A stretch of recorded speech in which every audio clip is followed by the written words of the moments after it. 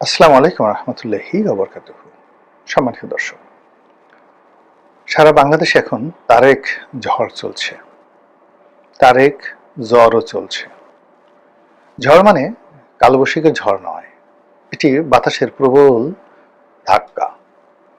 চারিদিকে শুধু তারেক রহমান সাহেবের কর্মকাণ্ড এই গত কয়েকদিনে, এগুলো নিয়ে খুব ইতিবাচক আলোচনা হচ্ছে। এটিকে আপনি তারেক ঝড় বলতে পারেন। আর তারেক জ্বর চলছে। ইতিমধ্যে তিনি যে সকল সিদ্ধান্ত নিয়েছেন, যে সকল কথাবার্তা বলেছেন, সেগুলো যদি শেষ অবধি বাস্তবে রূপ লাভ করে, তাহলে তার যারা প্রতিপক্ষ, রাজনৈতিক প্রতিপক্ষ, তারা জলে স্থলে অন্তরিক্ষে মানে একেবারে এমনি এমনি না খেয়ে মরে যাবেন। একটা ব্যাং বা যে কোনো একটা প্রাণীকে অভুক্ত অবস্থায় যদি রেখে দিলে সে যেভাবে মরে যায়, তারেক রহমান সাহেব এখন যে কাজগুলো করা শুরু করেছেন, এগুলো যদি শেষ পর্যন্ত করতে পারেন, তার রাজনৈতিক প্রতিপক্ষ এভাবে শুকিয়ে যাবে। এজন্য এটাকে আমি জ্বর বলছি, যে জ্বর হলে মানুষ যেভাবে কাঁপে, তো ওইরকম তারেক সাহেবের যারা প্রতিপক্ষ তারা সেভাবে কাঁপছে। প্রথমত যে শুরুটা কিন্তু জামাত দিয়ে হয়েছে, একটি ভালো কাজ। জামাতের যারা নেতাকর্মী তারা যখন বললেন যে আমরা কোনো সরকারি প্লট নেব না এবং ট্যাক্স ফ্রি গাড়ি নেব না, এটা বিএনপির একটা চাপ সৃষ্টি করলো।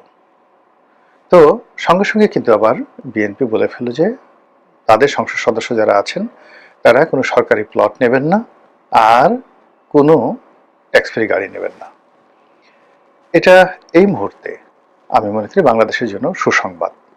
আর এই সুসংবাদ দেওয়ার জন্য আমি অন্তরের অন্তঃস্থল থেকে জামাতের আমির সম্মানিত মোহতারাম জনাব ডক্টর শফিকুর রহমান এবং তার সঙ্গী সাথী যারা মজলিসের শুরার সদস্য এই সিদ্ধান্ত নিয়েছেন, তাদের সবাইকে ধন্যবাদ জানাচ্ছি। আর জামাতের এই যে ভালো কর্মটিকে যে বিএনপি অনুসরণ করেছে, এই জন্য তাদেরকেও ধন্যবাদ। এবং আগামীতে বিএনপি এমন নজির স্থাপন করবে যা কিনা জামাত অনুসরণ করতে বাধ্য হয়। এই গাড়ি এবং প্লট এই বিষয়গুলো নিয়ে কথা বলবো, এটা খুব দৃষ্টিকটু। যদিও সংসদ সদস্য হিসেবে মানে অনেকে গাড়ি নিয়েছেন, আমিও নিয়েছি, অনেকে প্রায় সবাই গাড়ি নিয়েছে, আমিও নিয়েছি, কিন্তু বেশিরভাগ লোক এই গাড়িগুলো বিক্রি করে দিয়েছে। আমি আজকের ভিডিওর মাধ্যমে বললাম যে সরকার যদি সিদ্ধান্ত নেয় যে অতীতে যারা গাড়ি কিনেছেন, যারা অতীতে গাড়ি নিয়েছেন ট্যাক্স ফ্রি গাড়ি, এই গাড়ি ফেরত দিতে হবে। আমার গাড়িটি এখনো আছে, আমি ফেরত দেব, আমি সঙ্গে সঙ্গে ফেরত দিতে রাজি। এই জিনিসগুলো দরকার নেই আমার। আমি একেবারে সরকারি পুলে আমার গাড়িটা 2011 সনে নিয়েছি। 2011 সনে যেভাবে ছিল ওভাবেই আছে, ওভাবেই আছে, সুন্দরভাবে আছে। আমি এটা ফেরত দিয়ে দেবো সরকারি পুলে। আমার যে ইম্পোর্ট মূল্য যেটা আমি কিনেছি যে টাকা দিয়ে, সে টাকাটা দিলেই হয়ে যাবে। এলসি ভ্যালু যেটা আছে সেই এলসি ভ্যালুটা দিলেই হয়ে যাবে। আমি সরকার আমাকে টাকা দেবে, আমি সরকার গাড়ি নিয়ে নেবে, এরপরে সরকার এটা পরিবহন বলে ব্যবহার করতে পারবে, আমি রাজি। তো এনিওয়ে, আমি এটা আহ্বান জানালাম। আর যেটা ভবিষ্যতে আমি বলতে চাই, তারেক রহমান সাহেব যে কাজগুলো করছেন খুবই ব্যতিক্রম। যেমন তিনি নিজের গাড়িতে করে ঘুরবেন, গাড়ির তেল নেবেন না, ব্যক্তিগত ড্রাইভারে চলবেন, তার প্রোটোকল থাকবে না। কেবলমাত্র আগে যেখানে প্রধানমন্ত্রীর আগে পিছে 8টি করে নাকি গাড়ি থাকতো, আমি জানি না এটা, এখন এটাকে 4টি করে গাড়ি থাকবে। এটাও তিনি বাদ দিতে পারেন, ডাজ নট ম্যাটার। তাকে তিনি এইভাবে কাজ করলে কেউ তাকে মারবে না। আননেসেসারি এই সকল ভুং ভাং করে দেখা গেল যে এসএসএফ বা বিভিন্ন বাহিনীর যারা লোকজন আছে তারা অতিরিক্ত কতগুলো টাকা নিয়ে নেয়। এই যে এসএসএফ বা পিজিআর, বাংলাদেশের পিজিআর এসএসএফ, মানে একের মাত্র বিদেশি লোকদেরকে গার্ড অফ অনার দেওয়ার ছাড়া পিজিআর এর কোনো কাজ আছে, মানে প্রেসিডেন্ট গার্ড রেজিমেন্টের কোনো কাজ আছে? I do not think so. বাংলাদেশে এই যে ছোট্ট একটা মানে মানে মব, ছোট্ট একটা বিরোধ, এই যে এই সময়টাতে গত 17 মাসে সেনাবাহিনীর, পুলিশ, নেভি কেউ তো রক্ষা করতে পারেনি, তারা নিজেরা ইয়ানফসি করেছে। ফলে জনগণের শক্তির উপর দিয়ে রাজনৈতিক দলগুলোর আর কোনো শক্তি নেই। যে ভালোবাসা তারেক রহমান সাহেবের আছে, তার এই সমস্ত কোনো কিছু দরকার নেই। তার ব্যক্তিগত সিকিউরিটির জন্য এসএসএফ বা পুলিশই যথেষ্ট, মোর দেন এনাফ। সবচেয়ে অত্যাধুনিক অস্ত্রশস্ত্র বা এসএসএফ নিয়ে তো শেখ হাসিনা থাকতে পারেননি। তিনি মাত্র 1 ঘন্টা সময় চেয়েছিলেন কাপড় চোপড় গোছানোর জন্য, সেটাও হয়নি। তো কাজে এটা তারেক রহমান সাহেবের দুর্ভাগ্য আসলে শেখ হাসিনা যতটুকু সময় পেয়েছেন, হেলিকপ্টার ওঠার সময় পেয়েছেন, তিনি হেলিকপ্টার ওঠার সময় পাবেন না। তো কাজেই তাকে জনগণকে রাজি খুশি করতে হবে, যেটা তিনি এখন করার চেষ্টা করেছেন। তাকে স্বাগত ধন্যবাদ জানাই যে তিনি এই প্রধানমন্ত্রী যে ভুংভাং এটি কমিয়ে দিয়েছেন। দ্বিতীয়ত হলো যে আমার অনুরোধ থাকবে তার প্রতি, তিনি ওই যে বিদেশে যে লাট বহর নিয়ে ডক্টর মোহাম্মদ ইউনূস গেছেন, তারপর বিদেশে যে লাট বহর নিয়ে প্রধানমন্ত্রী শেখ হাসিনা যেতেন, তারপরে প্রধান উপদেষ্টা যেতেন, এই লাট বহরটাকে তাকে বাদ দিতে হবে। লাট বহরটা বাদ দিতে হবে। জাতিসংঘে ভাষণ দেওয়ার জন্য তার যাওয়ার দরকার নাই, তার পররাষ্ট্রমন্ত্রী যথেষ্ট। না, এগুলো আননেসেসারি। এই জাতিসংঘে গিয়ে তিনি ঘোরাফেরা করার চেয়ে তিনি যদি এই পঞ্চগড়ে যান বা অন্য এলাকাতে যান, লোকজনের সাথে কথাবার্তা বললেন, এটা তার উপকার হবে। তিনি তো লন্ডনে থাকতে কোনোদিন লর্ড সভাতে, ওই বিভিন্ন জায়গাতে, কমন সভাতে, তারপরে বিশ্বের বিভিন্ন রাজপ্রাসাদগুলোতে ক্ষমতার জন্য ঘুরে বেড়াননি। তিনি তো ওই কাফেতে বসছেন, মেট্রোতে ঘোরাফেরা করছেন, জুতো পরে রাস্তায় একাকে ঘোরাফেরা করছেন, কিন্তু আল্লাহ তার তকদিরে রেখেছিল তিনি তো সেখানে চলে আসছেন। ফলে ওই জাতিসংঘ বিভিন্ন রাজাবাদশাদের সাথে বন্ধু ছবি, রাষ্ট্রদূতদের সাথে দহরম বরম দুই পয়সার কাজে আসে না, কারো কাজে আসে না। এক্ষেত্রে কি হবে, শেখ হাসিনার জমানাতে বা ডক্টর মোহাম্মদ ইউনূসের জমানাতে হাজার হাজার কোটি টাকা কেবলমাত্র বিমান ভাড়া এই সমস্ত ভুংভাং করে বিদেশে ভ্রমণে ব্যয় হয়েছে। উনি এটা বন্ধ করতে পারেন যে না, আমি এই কাজগুলো করব না, যেখানে যাওয়া দরকার আমি একা যাব, আর নিজের ব্যাগ নিজে টানবো। অতীতে যেভাবে আমি আমার ব্যাগ টেনেছি, প্রধানমন্ত্রী হিসেবে আমি আমার ব্যাগ টানবো। প্রধানমন্ত্রী হওয়ার আগে আমি প্লেন থেকে নেমেছি, আমি সেম কাজ করব। মানুষ মাথায় করে নাচবে, মানুষ মাথায় করে নাচবে। এরপর যে জিনিসটি হচ্ছে যে তিনি যে প্রধানমন্ত্রীর অফিসের যে আপ্যায়ন, এই আপ্যায়নটা বাদ দিতে পারেন। ওখানে কোনো আপ্যায়ন দরকার নেই, এবং এই কাজে হাজার হাজার কোটি টাকা খরচ করা হয়েছে।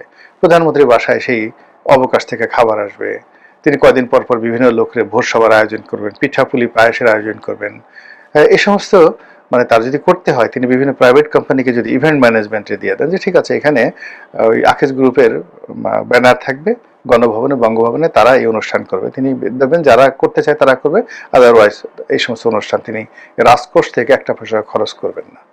বিশ্বাস করেন, একেবারে তাকে বাদশাহ নাসিরুদ্দিনের মতো মানুষ ভালোবাসবে, শ্রদ্ধা করবে। আমি এই অবস্থা। আর একটা বিষয় যেটা তারেক জ্বর এবং তারেক ঝড় সম্পর্কে বলতে চাই, এটা যদি তিনি করতে পারেন তিনি অমরত্ব লাভ করেন। সেটা হলো এই যে সংসদে যে সংরক্ষিত মহিলা আসন, সংরক্ষিত মহিলা আসন, এই মহিলা আসনে দলের যে মনোনয়ন, এটা খুব জঘন্য। এই এরশাদ সাহেব এই জিনিসটা শুরু করেছিলেন, এবং ওই সময়টাতে এটাকে নিয়ে বলা হয়েছিল যে সংসদে 30 সেট অলংকার, সুন্দরী সুন্দরী নারীদেরকে এরশাদ সেই এমপি বানিয়েছিলেন, 30 জনকে বানিয়েছিলেন। তারা এসে সেজে গুজে সংসদে বসে থাকতো। এদের সংসদে মানে বসে রাষ্ট্র পরিচালনা, সংসদ পরিচালনা, দেশ পরিচালনা, নারীদেরকে রিপ্রেজেন্ট করা, মানে ন্যূনতম যে 1% একটা সিঙ্গেল উদাহরণ আছে আমি সেই এরশাদের জমানা থেকে আজ পর্যন্ত দেখিনি এই সংরক্ষিত মহিলা আসনের। বরং এদের কারণে অনেক সমস্যা হয়। সংসদে এরা বসে থাকে, যেভাবে কথাবার্তা বলে, ঘেঁষাঘেঁষি করে, যাদের একটু অভ্যাস খারাপ তারা পুরুষদের সাথে ঢলাঢলি করে, ক্ষমতা পেতে চায়, মন্ত্রীদের সাথে রং করে, নানা রকম। আবার এই মনোনয়ন পাওয়ার জন্য কি সে জঘন্য কর্মকাণ্ড হয়। অনেক স্বামী তার বউ পাঠায় দেয়। আমি কি বলবো, এই রোজার মাসে, এই আজকে রোজার দিনে প্রথম রোজাতে এই ধরনের কথাবার্তা বলতে হচ্ছে। ফলে এই জায়গাটাতে তিনি যদি দলের যারা নেতাকর্মী রয়েছেন, যোগ্য নেতাকর্মী রয়েছে নারী, তাদেরকে পুরুষদের মতো মনোনয়ন তিনি আহ্বান করলেন, দল থেকে মনোনয়ন দেওয়া হলো। এরপরে তাদেরকে নির্দিষ্ট অঞ্চল, এই যেভাবে তাদের একটা এলাকা থাকে, এইভাবে তাদের একটা নির্বাচনী অঞ্চল দিলেন, এলাকা দিলেন, এবং সেখানে তিনি ওপেন করে দিলেন যে অন্যান্য আমার দলের প্রার্থী এরকম ঝর্ণা বেগম, এখানে জামাতের যেমন আছেন বর্ণা বেগম, অন্যান্য রাজনৈতিক দল দিতে পারে, এমনকি স্বতন্ত্র মহিলারা তারাও এখানে নির্বাচিত হয়ে আসতে পারে। একটা ইলেকশনের আয়োজন করলেন, যারা আসবেন যোগ্য, সম্মানিত, এবং তাদের প্রতি জনগণের আস্থা থাকবে। এবং এখানে এমনও তিনি করতে পারেন যে না ঠিক আছে, এখানে সংরক্ষিত নারী আসন, এখানে নারীরাই শুধু নারীদেরকে ভোট দিবে, অথবা পুরুষের ইচ্ছা করলে দিতে পারে, নাও দিতে পারে, এইভাবে তিনি করতে পারেন। কিন্তু এই যেভাবে দলীয় মনোনয়ন, এটা যদি অব্যাহতভাবে চলতে থাকে, এই এরশাদের আমলে যে কটা খারাপ কাজ হয়েছে, এই প্লট দেওয়া, গাড়ি দেওয়া, এই সংরক্ষিত নারী আসন, এই জিনিসগুলো এরকমই হবে, এগুলো ভালো হবে না। যেভাবেও একটা ইলেকশনের ব্যবস্থা করা উচিত একটা এলাকাতে। এমনকি যে ভদ্র মহিলা হবেন তিনি তার নির্বাচনী এলাকাতে যে ইউনিয়ন পরিষদ বা যে উপজেলা আছেন সেই উপজেলার ভোট হইল, তাহলে ধরুন আপনি 60 জন উপজেলা, যার যার উপজেলাতে যে সবচেয়ে বেশি ভোট পাবে এরকম সর্বোচ্চ ভোট পাওয়া 60 জনকে আপনি মনোনয়ন দিলেন। মানে দেখা গেল যে একটা সংসদীয় এলাকাতে দুটো থানা থাকে, যদি মহিলার 60টি আসন ধরা হয় বা 100 আসন ধরা হয়, তাহলে তাদের দেখা গেল যে 4টা 5টা করে উপজেলা হবে। এই ঝামেলা করার চেয়ে বলা হয় যে না, তিনি যে উপজেলার বাসিন্দা সে শুধু সেই উপজেলায় ভোট হবে।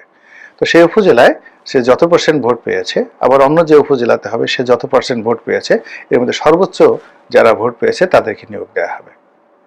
এভাবে একটা ব্যবস্থা, বিকল্প ব্যবস্থা করলে তারেক রহমান সাহেবের যে গুণগান, ঝড়, তার যে জ্বর, তার সম্পর্কে জ্বর, এগুলো মানে চলতে থাকবে এবং তিনি ভালো করতে পারবেন।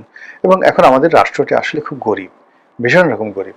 এখানে একজন সরকার প্রধান, রাষ্ট্রপ্রধান সরকারের টাকা তছনছ করে ক্যানালি শার্ট পরবেন, 5 স্টার হোটেল থাকবেন, ডক্টর মোহাম্মদ ইউনূসের মতো গরিবের ব্যাংকার গিয়ে এমন হোটেলে থাকবেন যে হোটেলের এক রুমের ভাড়া 40 লাখ টাকা ফর 24 আওয়ার্স।